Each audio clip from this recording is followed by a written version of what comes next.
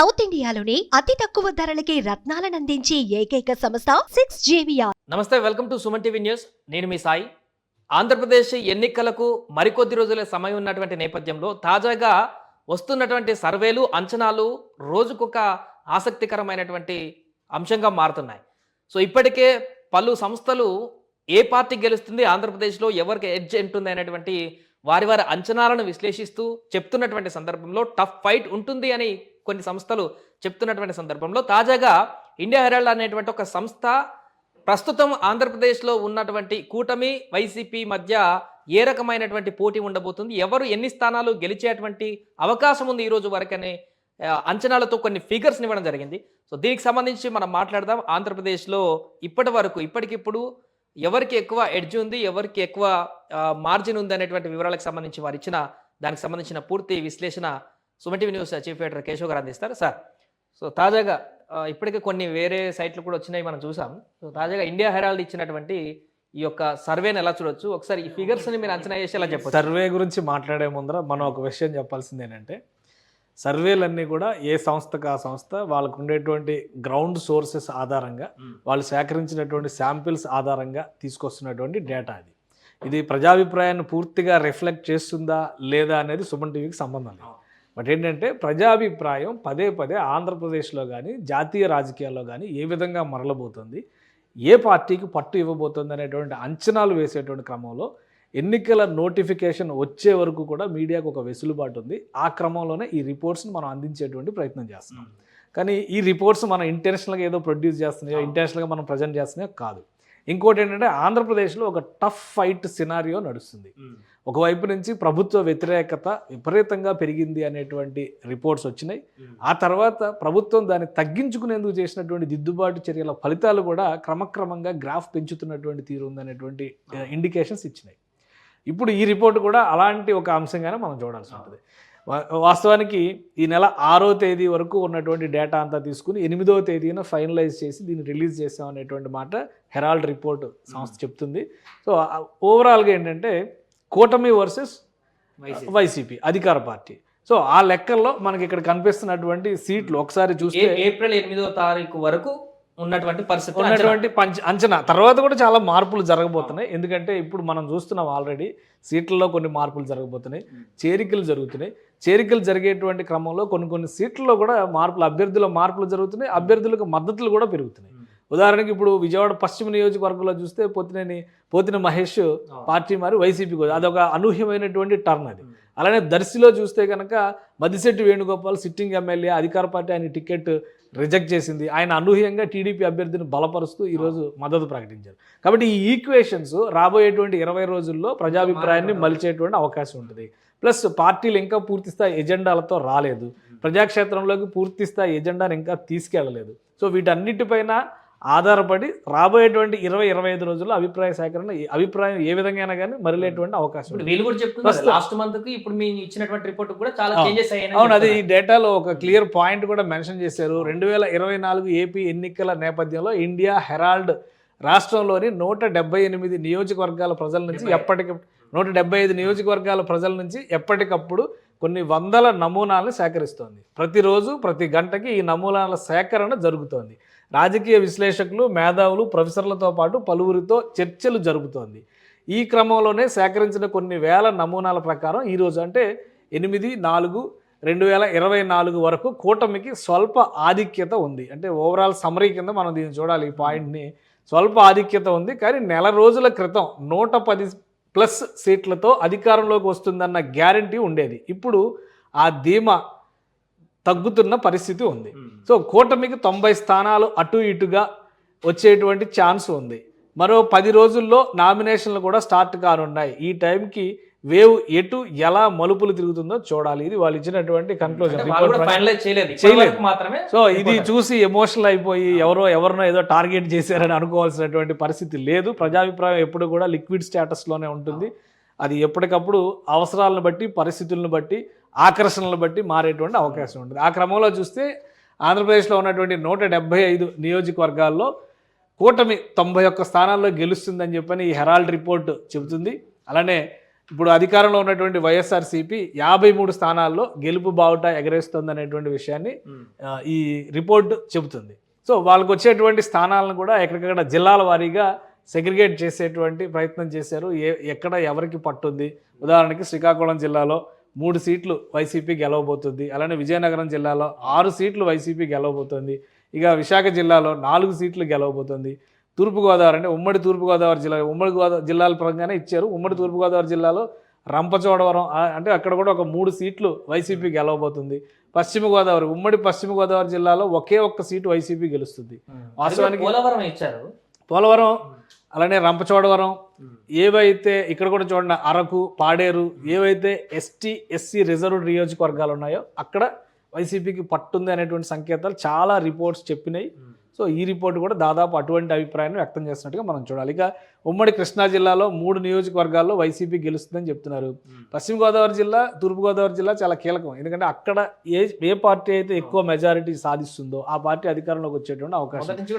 2 జిల్లాలు కలిపి 34 నియోజకవర్గాలు ఉంటే ఈ 2 జిల్లాలు కలిపి కేవలం 4 నియోజకవర్గాల్లో మాత్రమే వైసీపీ గెలుస్తుంది అనేటువంటి అంటే 30 నియోజకవర్గాలు కూటమికి ఫేవర్గా ఉన్నాయన్న విషయం అర్థం చేసుకోవాల్సి ఉంటుంది దీన్ని బట్టి చూస్తే. ఇక గుంటూరులో 4 నియోజకవర్గాలు, గుంటూరు కృష్ణాలో మొత్తం 7 నియోజకవర్గాలు గెలవడం అంటే కూడా అక్కడ అమరావతి ఫ్యాక్టర్ పెద్దగా పనిచేస్తున్నట్టు లేదు అనుకోవాల్సి ఉంటుంది. ఎందుకంటే విజయవాడ వెస్ట్ అమరావతిని ఆనుకుని ఉండేది, గుంటూరు తూర్పు అమరావతిని ఆనుకుని ఉండేది. అలానే ఇటు మాచర్ల, బాపట్ల ఇవి కొంత దూరంగా ఉండేప్పటికి కూడా ఈ 2 నియోజకవర్గాల్లో కూడా వైసీపీ గెలుస్తుంది అనేటువంటి మాట ఈ రిపోర్ట్ చెప్తుంది. కాబట్టి ఇది ఆలోచించాల్సినటువంటి అంశం. ఇక ఇటు చూస్తే నెల్లూరు జిల్లాలో పరిస్థితి చూస్తే 3 చోట్ల గెలుస్తుంది. లాస్ట్ టైం నెల్లూరు జిల్లాలో మొత్తం స్వీప్ వైసీపీ. సో ఈసారి 3 చోట్ల మాత్రమే గెలుస్తుందని చెప్తున్నారు. ప్రకాశం జిల్లాలో 4 చోట్ల వైసీపీ గెలుస్తుంది. అలానే కడపలో 7 నియోజకవర్గాల్లో వైసీపీ గెలుస్తుంది. ఇక్కడ చిత్తూరులో 6 నియోజకవర్గాల్లో వైసీపీ గెలుస్తుంది. రాయలసీమలో ఇక్కడ కనిపిస్తుంది మెజారిటీలు. ఇక్కడ 7, కర్నూలులో 7 నియోజకవర్గాలు, అనంతపురంలో 2 నియోజకవర్గాలు. అనంతపురం ఎప్పుడు కూడా టీడీపీకి ఎక్కువ ఫేవర్గా ఉండేటువంటి జిల్లా కింద చెప్తారు.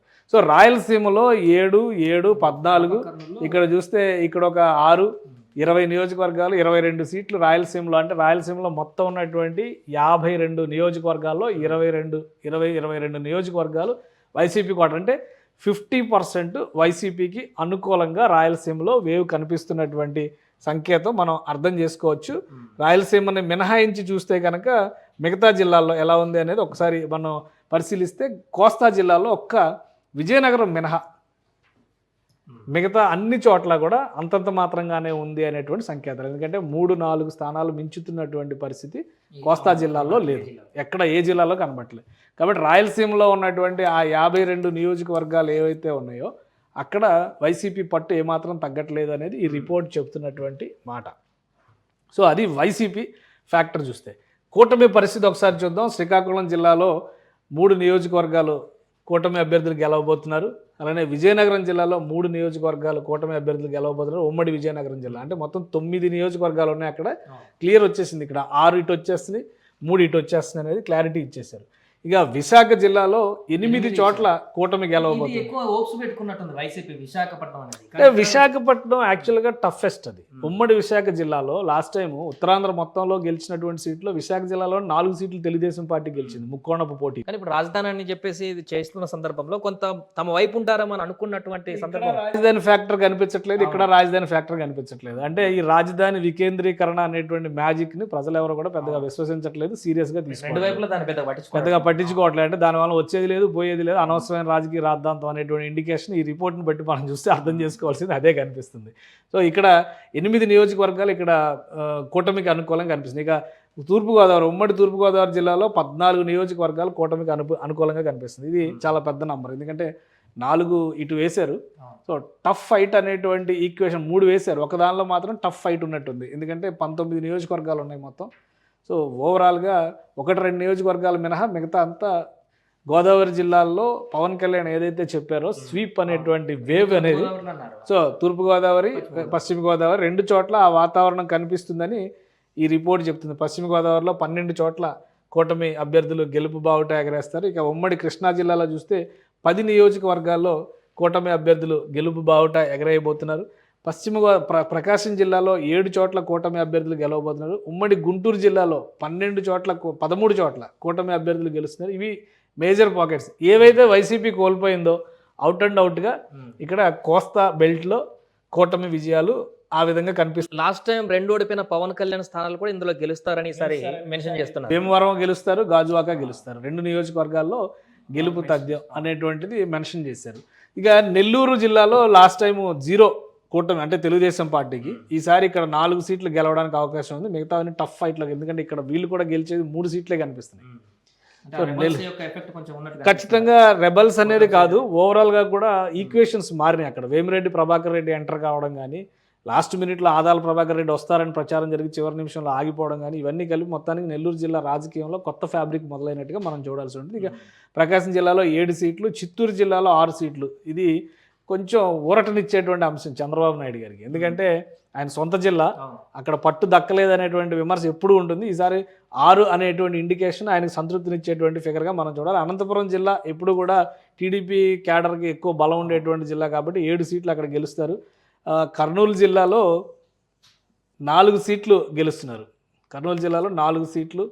ఇది విషాదకరమైనటువంటి సందర్భం. కడపలో 0. అంటే మిగతా నియోజకవర్గాలు టఫ్ ఫైట్లో ఉన్నాయి. ఖచ్చితంగా గెలుస్తారు అనే సంకేతం మాత్రం కడపలో ఇచ్చేటువంటి వాతావరణం లేదు. సో అది కూటమిలో ఉన్నటువంటి నాయకులందరికీ కూడా ఇబ్బందికరమైనటువంటి కడప కంప్లీట్ జగన్మోహన్ రెడ్డి గ్రిప్లో ఉంది. టఫ్ ఫైట్ ఇచ్చేటువంటి చోట్ల 1-6 గెలిస్తే అదృష్టంగా భావించాల్సినటువంటి పరిస్థితి. వన్ సైడ్ విక్టరీ అని చెప్పుకోవడానికి మాత్రం ఇక్కడెక్కడ అవకాశం లేదనే సంకేతాలు స్పష్టంగా కనిపిస్తున్నాయి. సో ఇది ఈ టఫ్ ఫైట్ ఉన్నటువంటి సీట్లు మనకు కనిపిస్తున్నాయి సార్. అంటే ఎక్కువ దీంట్లో కూడా రాయలసీమలో ఉన్నటువంటి స్థానాలనే ఎక్కువగా టఫ్ ఫైట్ ఉన్నట్టుగా కనిపిస్తుంది. అంటే మెజారిటీ వైసీపీకి ఇచ్చినా కూడా టఫ్ ఫైట్లో కూడా రాయలసీమనే ఎక్కువగా కనిపిస్తున్న సిచ్యువేషన్. ఓవరాల్గా 31 సీట్లు టఫ్ ఫైట్ అనేది కొద్దిగా ఇబ్బంది పెట్టేటువంటి నంబర్. అది అంటే ఇక్కడ కాంగ్రెస్ ప్రభావంతో వచ్చినటువంటి ఫైట్ గా చూడొచ్చా? దీంట్లో ఏమన్నా వాళ్ళ ప్రభావం ఏమన్నా? ఓవరాల్ గా నేను అనుకోవడం ఒక 1 నుంచి 5% లోపే ఉంటుంది. ఆల్రెడీ 1.25 అంత లాస్ట్ టైం ఎలక్షన్స్ లో కాంగ్రెస్ పార్టీకి వచ్చింది. మాక్సిమం ఒక 4% పెరగడానికి అవకాశాలు కనిపిస్తున్నాయి. 4 నుంచి 5 వరకు ఉండొచ్చు.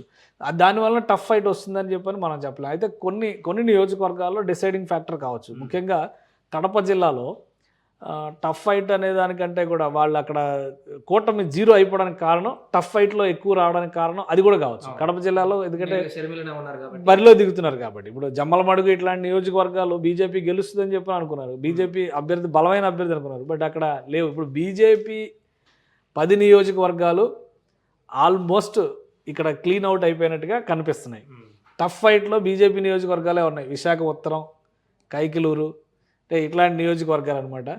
ఇది ఉంగుటూరు, ఇవన్నీ కూడా ఇక జనసేన సీట్లు. ఉంగుటూరు, రాజానగరం జనసేన సీట్లు టఫ్ ఫైట్లో ఉన్నాయి. సో ఇవి చూసినప్పుడు ఏంటంటే కూటమిలో ఉన్నటువంటి పార్టీలు ఎవరు బలంగా ఉన్నారు, ఎవరు బలహీనంగా ఉన్నారు అనే దానికి ఒక ఇండికేషన్. అంటే వీళ్ళు ఇంకా క్యాంపెయిన్ మీద ఎక్కువ ఫోకస్ పెట్టాల్సినటువంటి అవసరం కనిపిస్తుంది. సో పలాస ఇవన్నీ కూడా ఉమ్మడి శ్రీకాకుళం జిల్లాలో వచ్చేటువంటి నియోజకవర్గాల్లో 4 ఉన్నాయి. విజయనగరం జిల్లాలో టఫ్ ఫైట్ 0. విశాఖ జిల్లాలో 3 సీట్లు కనిపిస్తున్నాయి. ఉమ్మడి తూర్పుగోదావరి జిల్లాలో 3 సీట్లు కనిపిస్తున్నాయి. ఉమ్మడి పశ్చిమ గోదావరి జిల్లాలో 2 కనిపిస్తున్నాయి. ఉమ్మడి కృష్ణా జిల్లాలో 3 కనిపిస్తున్నాయి. ఇందులో ఇంట్రెస్టింగ్ ఏంటంటే గుడివాడ సీటు కూడా టఫ్ ఫైట్ అవ్వబోతుంది. వెనుగండ్ల రామును ముందుగానే డిసైడ్ చేసిన తెలుగుదేశం పార్టీ గత 2 ఏళ్లుగా అతను చాలా సీరియస్గా వర్క్ చేస్తున్నారు. ప్లస్ గుడివాడ అనేది ఒకప్పుడు ఎన్టీఆర్ రిప్రజెంట్ చేసినటువంటి కాన్స్టిట్యున్సీ. తెలుగుదేశం పార్టీ వ్యవస్థాపకుడిగా అది వాళ్ళ సొంత ఊరు, నందమూరి కుటుంబం సొంత ఊరు, అక్కడ ఆ పరిధిలోకి వచ్చేటువంటి నియోజకవర్గం కాబట్టి దాని మీద స్పెషల్ ఫోకస్ పెట్టారు. టఫ్ ఫైట్లో ఉండడం అనేది తెలుగుదేశం పార్టీకి ఇది కొంచెం ఆశ కల్పించేటువంటి అంశం. ఇక ప్రకాశం జిల్లా దర్శికి సంబంధించి ఇవాళ ఒక లేటెస్ట్ డెవలప్మెంట్ జరిగింది. Sitting MLA Maddisetti Venugopal Janasena TDP కూటమి అభ్యర్థికి మద్దతు ప్రకటించారు, డాక్టర్ లక్ష్మికి. సో అక్కడ ఈక్వేషన్ ఎలా ఉంటుంది, ఎందుకంటే ఇది బిఫోర్ తీసుకుంది కాబట్టి దాని మీద ఎట్లా ఉంటుంది ఈక్వేషన్, ఆ ప్రభావం ఎలా ఉంటుందో చూడాలి. చిత్తూరులో తిరుపతి, ఇది కూడా Janasena seat, Thamballapalle TDP seat. So ఇక్కడ టఫ్ ఫైట్ ఉండొచ్చు అనేటువంటి 2 సీట్లు కూడా టఫ్ ఫైట్ అనేటువంటిది చూపిస్తున్నారు. కావలి, కొవ్వూరు, ఉదయగిరి ఇవి కూడా ఇంట్రెస్టింగ్. ఇది కొవ్వూరు కాన్స్టిట్యున్సీ రిజల్ట్ అందరూ వెయిట్ చేస్తున్నారు. వేమిరెడ్డి ప్రశాంత్ రెడ్డి అక్కడ పోటీ చేస్తుంది. సో అక్కడ ప్రసన్న కుమార్ రెడ్డి వీళ్ళ మీద చాలా స్ట్రాంగ్ డైలాగ్ వార్ నడుస్తుంది. ఏ విధంగా ఉంటుందో చూడాలి. కడపలో 3 సీట్లు కనిపిస్తున్నాయి ఉమ్మడి కడప జిల్లాలో. రాజంపేట సీటు కూడా అందులో ఉంది. రాజంపేట బీజేపీ కోటా కింద ఆశించినటువంటి సీటు, కాకపోతే అక్కడ ఈక్వేషన్స్ డిఫరెంట్గా ఉండటంతో తెలుగుదేశం పార్టీ అభ్యర్థిని పెట్టింది. సో ఇక్కడ రాప్తాడు టఫ్ ఫైట్లో కనిపిస్తుంది. పరిటాల సునీత ఫ్యామిలీ, పుట్టపర్తి, అనంతపురం, గుంతకల్లు, కదిరి, ఇవన్నీ కూడా అనంతపురంలో 5 సీట్లు టఫ్ ఫైట్లో కనిపిస్తున్నాయి. సో ఇది కూడా ఇంట్రెస్టింగ్ అంశంగా చూడాలి. ఇక కర్నూలులో 3 సీట్లు టఫ్ ఫైట్లో కనిపిస్తున్నాయి. ఇది ఓవరాల్గా టఫ్ ఫైట్ సినారియో. ఇందులో ఎవరికి ఎడ్జ్ ఉంది అనేది కూడా ఒక డీటెయిల్స్ మారుతూ ఉంటాయి ఇంకా డేస్ పెరిగిన కొద్ది. అంటే ఇక్కడ మార్జినల్గా ఒక 1000 నుంచి 3000 ఓట్లు 4000 ఓట్లు లోపు ఉండేటువంటి ఇవి ఎవరి వైపు వేవ్ మరులుతుంది అనేది చూడాల్సి ఉంటుంది. ఇక్కడ ఒక అబ్జర్వేషన్ పాయింట్స్ కూడా ఇచ్చారు. ఇండియా హెరాల్డ్ టీమ్ సర్వే ప్రకారం నెల రోజులకు ఈ రోజుకు గట్టి పోటీ ఉన్న నియోజకవర్గాల సంఖ్య క్రమక్రమంగా పెరుగుతుంది. విచిత్రం ఏంటంటే గట్టి పోటీ ఉన్న నియోజకవర్గాలు సీమ జిల్లాల కంటే గోదావరి, కృష్ణా, ఉత్తరాంధ్రలో ఎక్కువగా కనిపిస్తున్నాయి. ఈ సంఖ్య పెరగడం ఖచ్చితంగా వైసీపీ పుంజుకుంటుందన్న భావన సూచిస్తోంది. ఇంకా కూటమిలో 3 పార్టీల్లో ఏ రోజు ఏ నియోజకవర్గంలో అభ్యర్థిని మార్చేస్తాయో అర్థం కాని గందరగోళ పరిస్థితి. ఈ రోజు వరకు ఎవరు గెలుస్తారో అన్నది క్లారిటీగా చెప్పలేని పరిస్థితి. టఫ్ ఫైట్ ఎదుర్కొంటున్న నేతల్లో టీడీపీ, జనసేన పార్టీలకు చెందిన నేతల కీలక నియోజకవర్గాలు కూడా ఉన్నాయి. ఇది వాళ్ళు ఇచ్చినటువంటి రిపోర్ట్. అంటే కూటమిలో ఉండేటువంటి సహజంగా ఏర్పడేటువంటి సమస్యలు, ఫ్రిక్షన్, ఆ విధంగానే మనం దీన్ని చూడాల్సి ఉంటుంది. సో రిపోర్ట్ పరంగా చూస్తే గ్రౌండ్ రియాలిటీ ఏ విధంగా ఉంటుంది, ఎందుకంటే ఎవరికి ప్రాపర్ మార్జిన్ కాదు.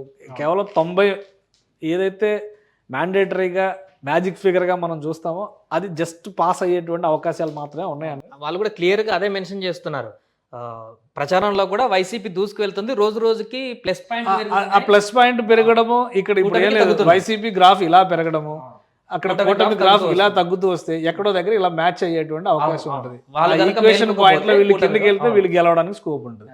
సో అది ఈక్వేషన్ ఇక్కడ నడుస్తుంది. అంటే ఏది కూడా ఫైనల్ ఇదేని మనం చెప్పలేము, కానీ లెక్కల ప్రకారం చూస్తే ఇది. సో అసెంబ్లీ నియోజకవర్గాలకు సంబంధించినంత వరకు రిపోర్ట్ ఇది. పార్లమెంట్ స్థానాల పరిస్థితి కూడా వీళ్ళు ప్రజెంట్ చేశారు. సో పార్లమెంట్ స్థానాల పరిస్థితి ఎలా ఉందో ఒకసారి చూద్దాం మనం. రైట్, ఇక అసెంబ్లీ స్థానాలు అయిపోయినాయి సార్. ఇప్పుడు ఒకసారి పార్లమెంట్ సెగ్మెంట్లో చూద్దాం. ఓవరాల్గా ఉన్నటువంటి 25 స్థానాలలో ఎవరు ఎక్కడి నుంచి గెలుస్తారనేటువంటి దానికి సంబంధించి చూడొచ్చు మనం. ఒక్కొక్క పార్టీకి సంబంధించి విడివిడిగా వీళ్ళు ఇవ్వడం జరిగింది. విడివిడిగా ఇచ్చారు. అదే కూటమిని కూడా విభజించి చూశారు. సీట్ల ప్రకారం చూస్తే వైసీపీకి 5 సీట్లు.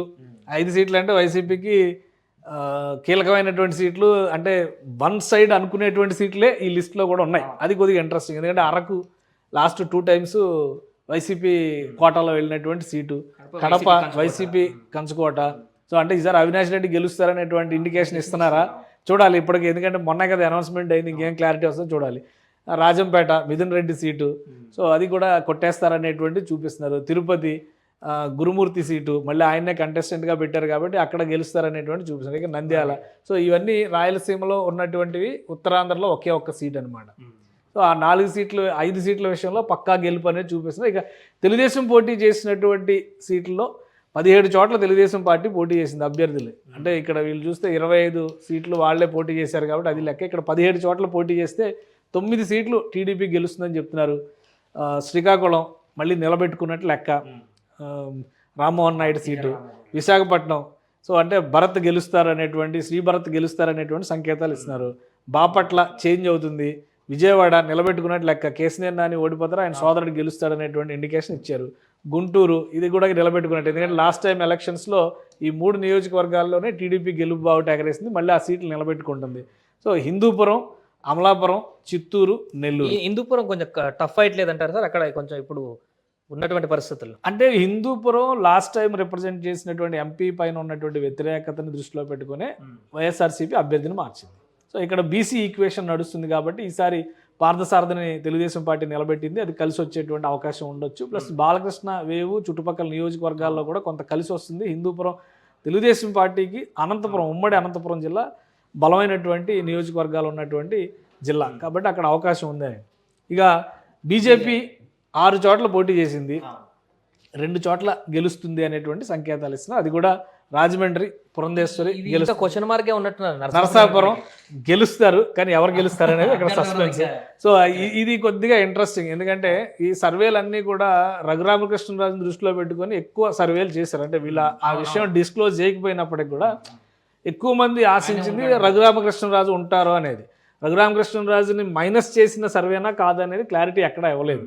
కాబట్టి అప్పుడు ఇప్పటికీ ఇది గెలిచేటువంటి సీటు కింద ఒక కోటాలో మనం పెట్టాలి. మిగతా సీట్లన్నీ కూడా గెలిచేటువంటి అవకాశాలు, అంటే అనకాపల్లి పోతుంది, అనకాపల్లి ఏది టఫ్ సీట్స్ జాబితాలో ఉంది చూడాలంటే.